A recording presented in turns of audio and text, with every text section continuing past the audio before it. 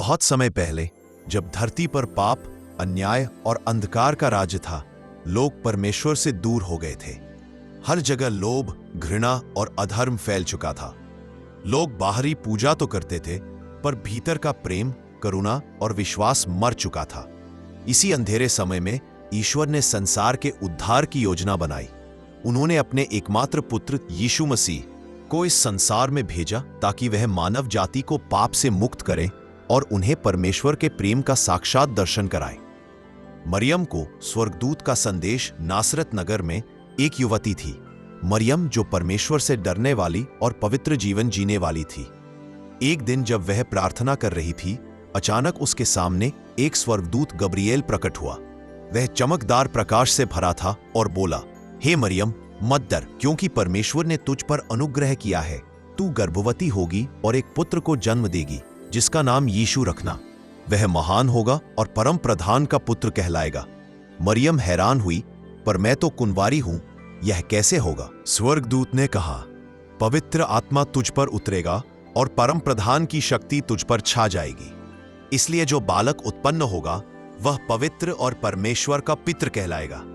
और मरियम ने सिर झुकाकर कहा, मैं प्रभु की दासी हूं, जैसा तूने कहा वैसा ही मेरे साथ हो। उस दिन से परमेश्वर की योजना शुरू हुई। एक कुंवारी स्त्री के गर्भ से परमेश्वर का पुत्र जन्म लेने वाला था। यूसुफ का सपना, मरियम की सगाई एक धर्मी व्यक्ति यूसुफ से हुई थी। जब उसे पता चला कि मरियम गर्भवती है तो वह दुखी हुआ, पर वह उसे अपमानित नहीं करना चाहता था। वह मन ही मन सोच ही रहा था कि चुपचाप अलग हो जाए। तभी रात में स्वप्न में एक स्वर्गदूत आया और कहा, हे यूसुफ, मरियम को अपनी पत्नी के रूप में ग्रहण करने से मत डर, क्योंकि जो गर्भ उसमें है वह पवित्र आत्मा से है। वह एक पुत्र को जन्म देगी और तू उसका नाम यीशु रखना, क्योंकि वह अपने लोगों को उनके पापों से उद्धार करेगा। यूसुफ ने आज्ञा मानी और मरियम को अपने साथ ले गया। इस प्रकार ईश्वर की योजना आगे बढ़ी। बैतलहम की यात्रा उस समय कैसर ऑगस्टस ने आदेश दिया कि सारे लोग जनगणना के लिए अपने नगर जाएं। इसलिए यूसुफ और मरियम नासरत से बैतलहम की ओर चल पड़े। मरियम गर्भवती थी और यात्रा कठिन थी। धूल भरी सड़कों, ठंडी हवाओं और थकान के बीच वे चलते रहे। जब वे बैतलहम पहुंचे तो वहां भीड़ थी। हर सराय भरी हुई थी, कोई जगह नहीं थी। आखिरकार उन्हें एक गौशाला मिली जहां पशु बंधे थे। वहीं पर रात के सन्नाटे में, तारों के नीचे, ठंडी हवा के बीच मरियम ने यीशु को जन्म दिया। उसने उन्हें कपड़ों में लपेटकर एक चरनी में रखा, क्योंकि उनके लिए सराय में कोई स्थान नहीं था। चरवाहों को स्वर्गदूत का दर्शन उसी रात। कुछ चरवाहे अपने झुंडों की रखवाली कर रहे थे।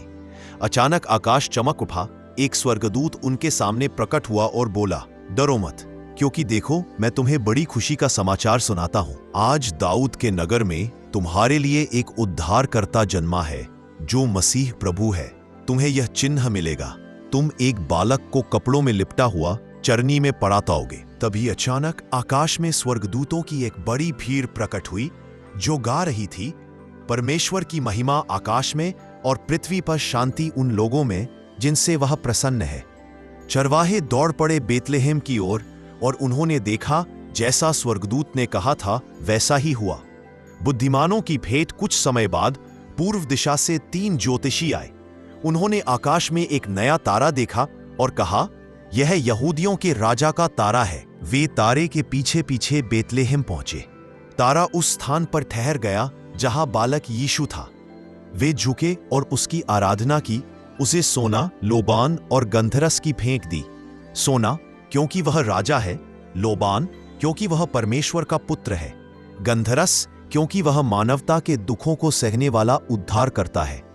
यीशु के आने का उद्देश्य, यीशु का जन्म किसी राजमहल में नहीं हुआ, न ही सोने चांदी की गद्दियों पर, बल्कि एक साधारण चरनी में हुआ, ताकि हर गरीब, हर टूटा हुआ, हर अस्वीकृत व्यक्ति जान सके कि परमेश्वर उसके साथ है।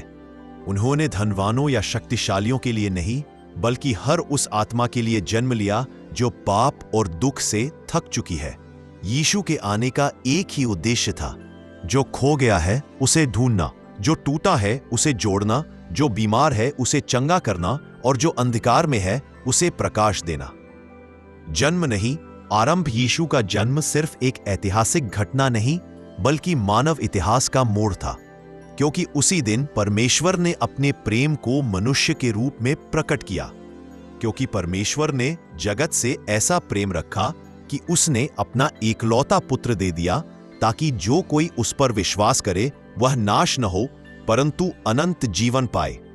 यूहन्ना 3:16। प्रिय दर्शकों, यदि आप इस कहानी का अगला भाग देखना चाहते हैं तो कृपया हमारे चैनल को सब्सक्राइब करें और बेल आइकन दबाएं, ताकि जैसे ही नया वीडियो आए आपको तुरंत नोटिफिकेशन मिल सके। धन्यवाद और बने रहिए हमारे साथ यीशु की अद्भुत कहानी जानने के लिए।